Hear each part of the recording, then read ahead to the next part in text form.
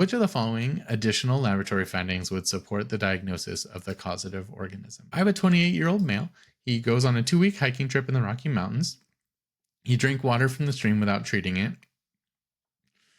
Probably not the best move. He now presents with belly pain, bloating, foul-smelling, greasy diarrhea. So when you see foul-smelling, greasy diarrhea, there should be one bug that immediately comes into your head. I'm not going to name it right now. He doesn't have a fever, and the physical exam is unremarkable. They did a stool exam, which you see trophozoites with 2 nuclei and multiple flagella. So if you didn't already guess it from this, here's another set to help you. But the question's not asking me what is the bug. It's what is going to support the diagnosis. So what additional laboratory findings would support the diagnosis of the causative organism?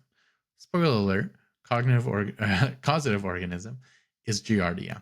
When I see that foul-smelling, greasy diarrhea from someone who drank untreated water on a camping or a hiking trip or whatnot, it's Giardia.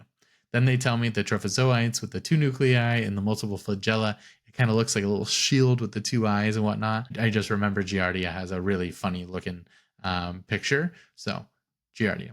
So what is going to help support this diagnosis, right? Observation of falling leaf motility on wet mount microscopy. I remember falling leaf motility with Giardia. So right now, leading to be my top answer, but I'm not 100% sure.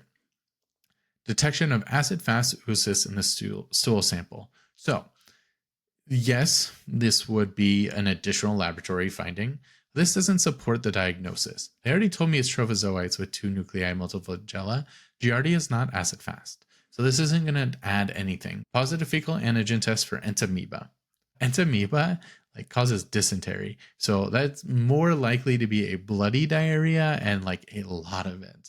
And not just this foul-smelling, greasy diarrhea. So less likely. Gram-positive cocci in clusters. When you see gram-positive cocci in clusters, you think of staph.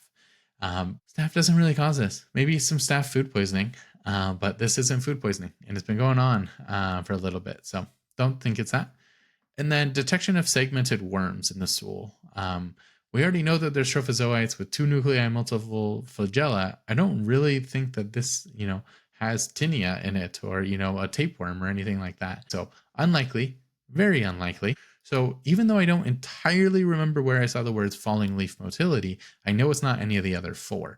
And that is something I'm confident about. And it paid off.